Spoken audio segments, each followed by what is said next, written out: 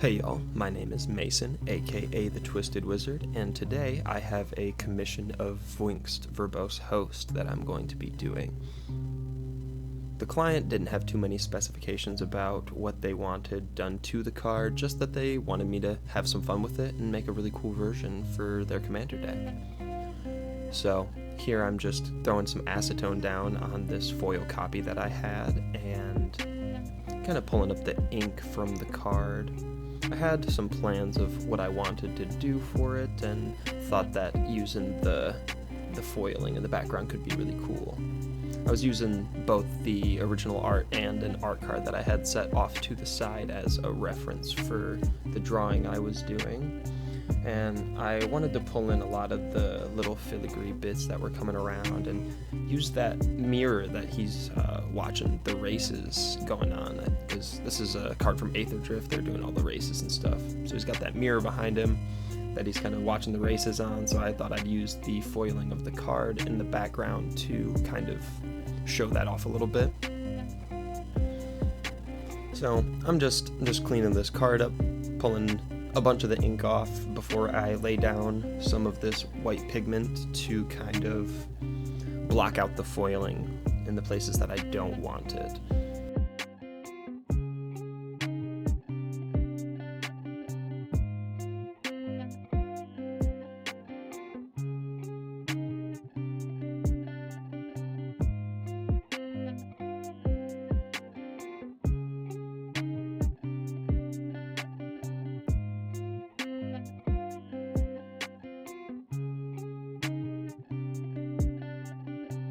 Now there's still some fragments of the original card and its border in the background there, but I'll be going back in here in a little bit and cleaning all of that up. I'm kind of just pushing and pulling with this base white layer and the foiling in the background to kind of get the shapes that I want in there.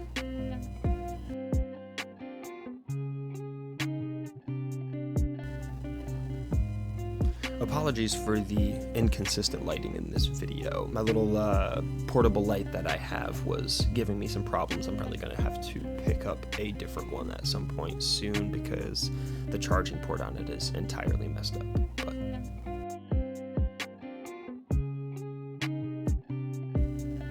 I'm just kind of going back through over all of this white and throwing a second coat over it because I want to make sure that it's all good and opaque. Now, originally I was planning on leaving the name box up on the top, but that the acetone definitely got away from me a little bit when I was going through and doing the initial thing. It just pulled the mana cost and the name right off of the card, so I had to change my plan for that. As you'll see a little bit later on in the video, I'll come in and fill that top section in with more white pigment, just because I wasn't really sure what to do with it, and I didn't want to commit to anything until I had a better idea of how to approach it.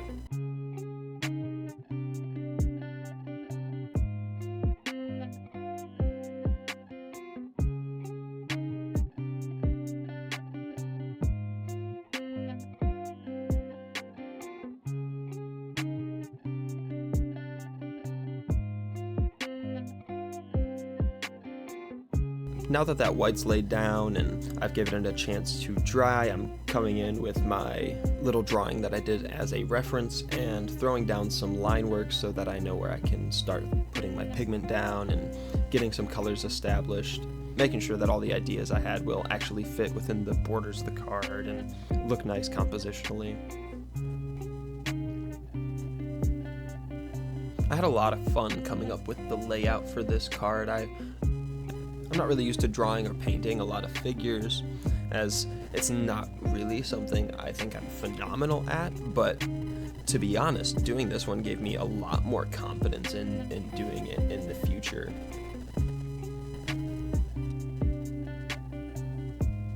I'm really using the art card and the picture from the borderless version of this card to refer to a lot of what his outfit is doing here. Here I'm just pulling out a sleeve that I had at the table and using it as a ruler, just kind of working with what I had around me at the moment.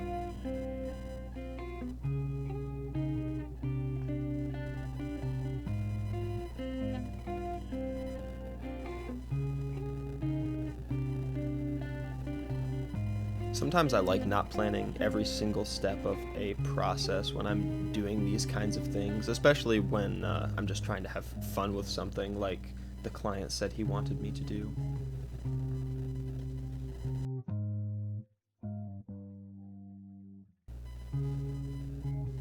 Now here I'm just going through and laying down some of the shadows and kind of trying to establish some of the dynamics of the piece, kind of putting in where I think the darkest darks are going to be here in the, I guess you could say, like the bordering area, the background.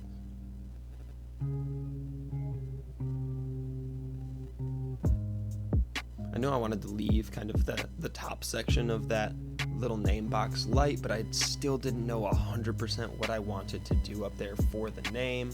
I was thinking of doing just some big letters up there and implementing the mana cost in one way or another, but I also knew that the client wanted me to add little symbols going down the side for max speed, or the speed mechanic. So those will get added in a little bit later on. Coming in with some of this red that I saw in the undercloak, I guess you could say, whatever his vest or whatever that thing is he's wearing underneath his big main cloak.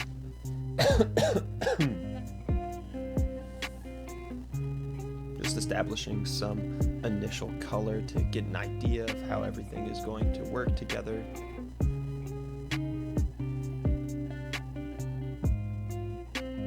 And his coat was definitely a lot more blue than it was purple.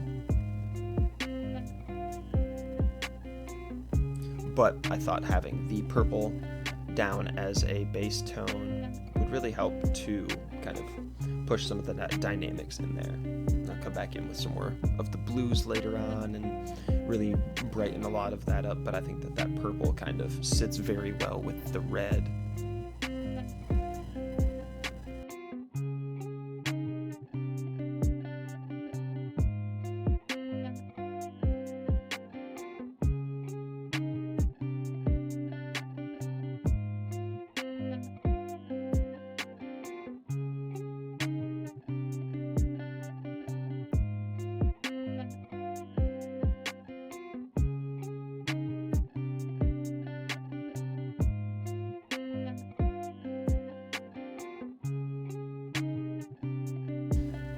Now I'm coming in and laying down some of this kind of tan and yellow as the undertone for these gold filigrees, or like structural tendrils, or whatever the heck they are. I'm not entirely sure, but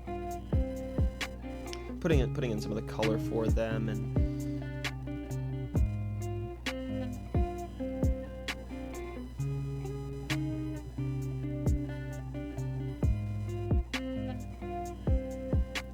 I'm coming in with the back end of a paintbrush and cleaning up some of the marks that kind of wound up getting onto that foil bit. That's something I'm going to continue doing. And here I am coming in with that blue once again to push up some more of those highlights in that big main cloak.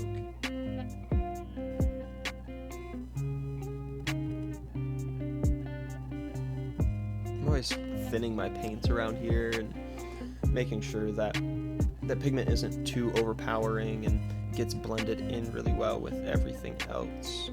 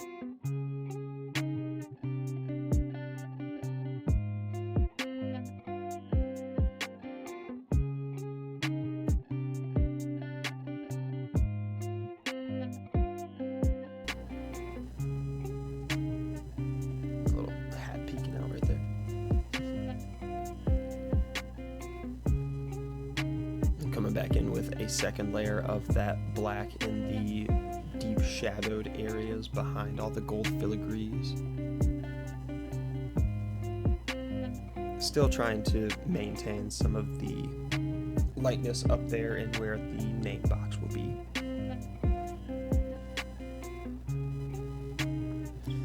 And I'm finally coming in and committing to the color on this eye.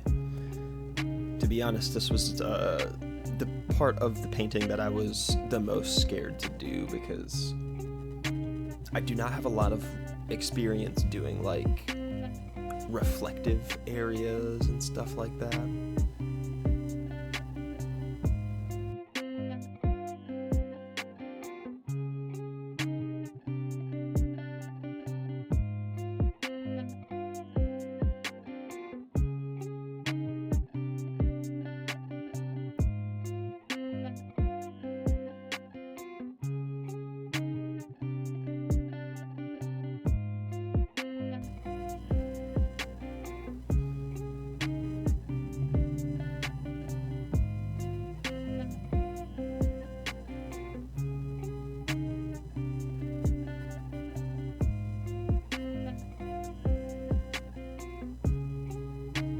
Kind of mixing together a little bit of purple and yellow to give his skin like a fleshy feel, and then doubling down on those highlights in the cloak. Then I'm just doubling down on those highlights in the cloak.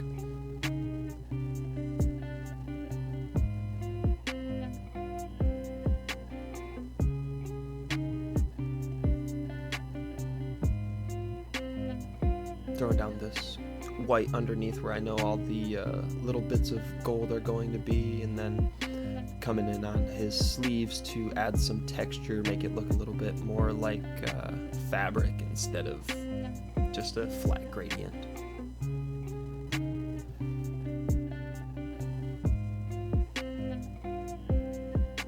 I was pretty nervous about all of this like folded fabric here around his neck and sternum area, but it actually ended up being a lot easier to get it to look right than I initially thought it was going to be. And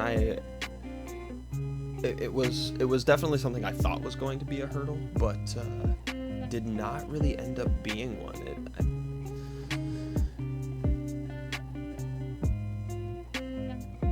Between laying down all the color and then coming back in later on with my pens, it worked out really, really well.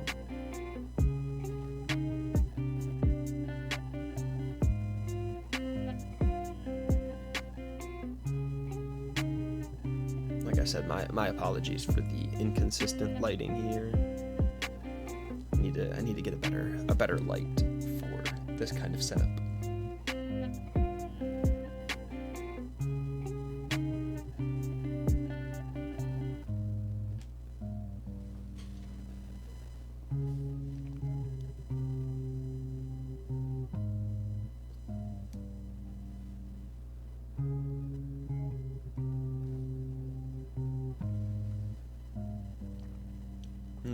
Now that I've gotten to a point where all of my colors in the piece are really established and kind of where I want them to be, everything that I'm doing now is just pushing and pulling to make sure that my shadows are landing where I want them to, that I have highlights in the right places, making sure that the colors make sense next to each other and that they're not drowning each other out when like the gold of his staff is touching the kind of pale of the sleeve. And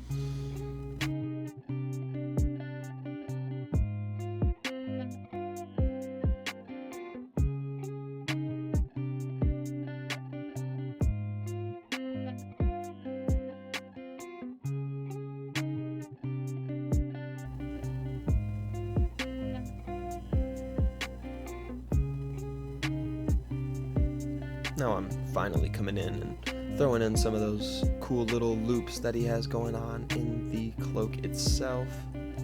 I didn't want to do too much and make it super busy or anything, but I did want to implement that, the cool little filigrees and things in there.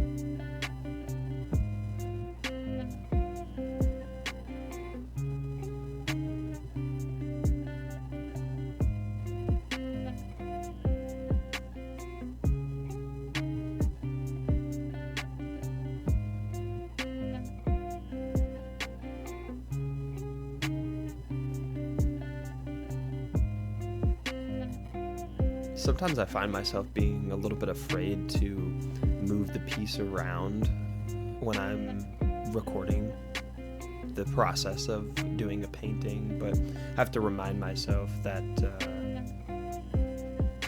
the art is more important than the video itself, even though like it's all art, but don't do a disservice to the process of painting, or I'm trying not to do a disservice to the process of my painting and what's comfortable for me while I'm trying to make a video to share what I'm doing, because at the end of the day I'm really here to make some cool art and then share it later, so that the art has to come first. So yeah, if you're ever working on recording a project, don't be afraid to move stuff around. Now, I wasn't entirely happy with the color on the gold filigrees. I wanted to push it a little bit more red, especially with having so much blue in the central character. I felt that having some more of those warmer tones in the border would help make everything pop just that little bit more.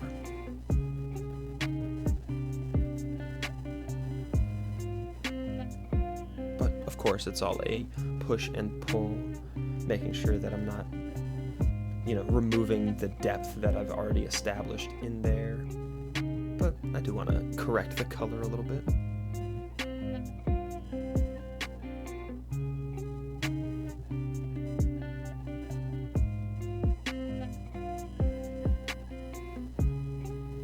Back in with some yellow to make sure it's all bright and shiny the way it should be.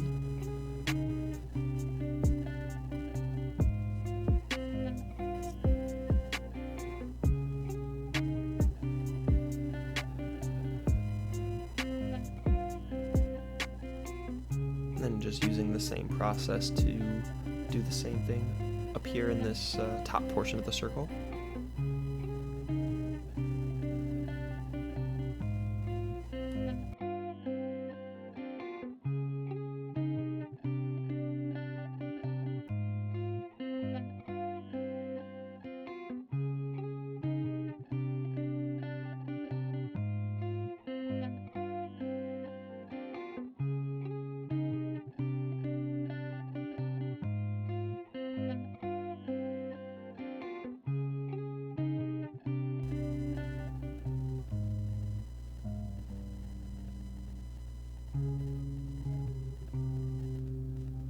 I am much more happy with where these are sitting now. I love the way that foil reflects in the background. My camera did end up dying when I went to start inking and doing the outline of this, but I was able to get it back up and going in time to, get at least a little bit of me coming through and inking. And I think this really made it pop. I probably could have left it without the outlines, and the piece would have been just as great, but I really like the almost comic book style that this line work kind of adds to it. Makes it feel just like a little bit less serious and a little bit more fun. Then I wound up going in and I was having some issues with storage on my camera and the battery life. So I went in and put those the little circles in there, and I added one on the left-hand side for his power. And now I'm going in and doing the little checkers on the flag in here. It was a bit of a struggle to figure out exactly where I should be putting them with all of the folded fabric kind of waving through the air in his hand. But I think it ended up being pretty good. I wanted you to be able to tell that it was a checkered flag and not just like a bunch of squares in there. But I was having a little bit of a struggle figuring out exactly how I wanted to do that. This fabric is not one of my strong suits. I'm just laying down a little bit of an outline on the name. Just to kind of make it pop just that little tiny bit more. And then I'm coming in and putting the numbers down that I want in these circles with some pencil so I can go in with some paint later.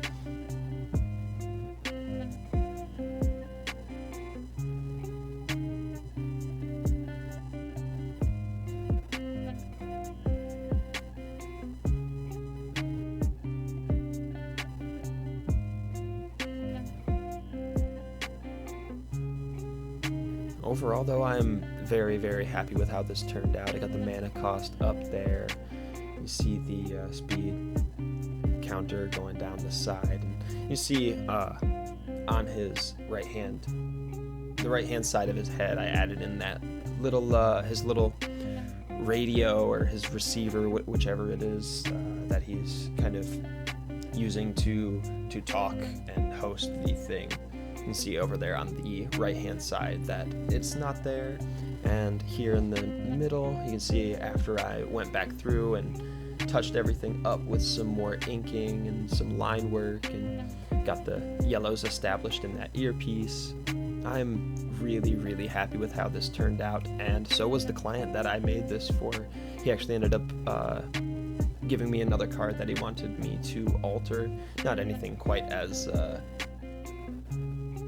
verbose as this card, I guess you could say, but I'm excited to continue doing these commissions and see what kinds of things I can do. But thank you guys for watching, and I hope you enjoyed the process of me going through and altering this card. I'll see y'all in the next one. Thanks.